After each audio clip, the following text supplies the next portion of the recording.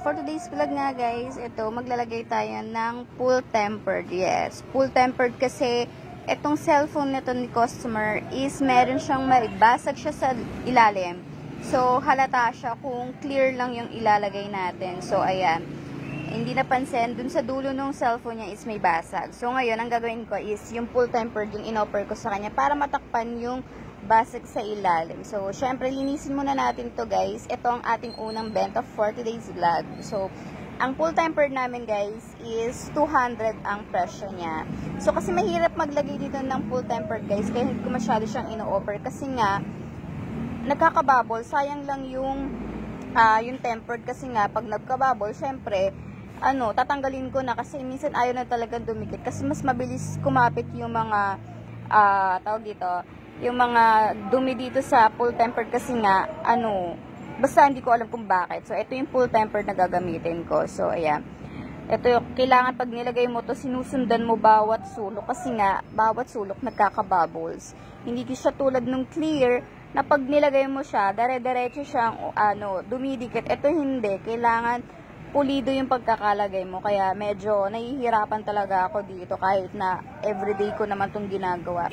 Hindi talaga ako masyadong magaling maglagay dito sa full tempered, no? So, medyo maingay yung aking background dahil nga ang traffic sa labas. So, dahil nga may school na, diba?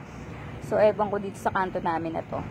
Laging maingay. So, ayan nga, ganyan guys. Bawat sulok niyan is may bubbles. Lalo pa at basag yung ilalim nito, kaya mayroon talaga siyang bubbles. Nahihirapan ako kung paano siya ipipit dun sa cellphone na hindi mahahalata. Kasi nga, basag nga yun, ibig sabihin may tendency na magkakahangin siya.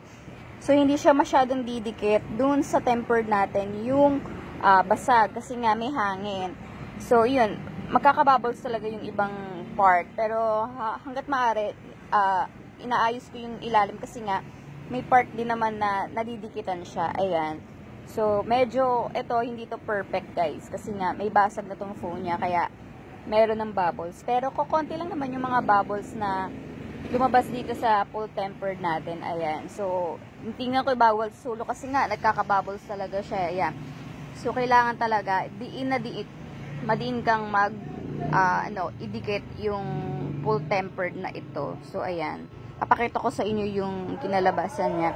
Hindi ito perfect guys kasi meron ako talagang nakikitang mga bubbles na ayaw na talaga niyang matanggal kasi nga nagkakahangin yung gilid nito dahil nga basag yung gilid nitong cellphone na to.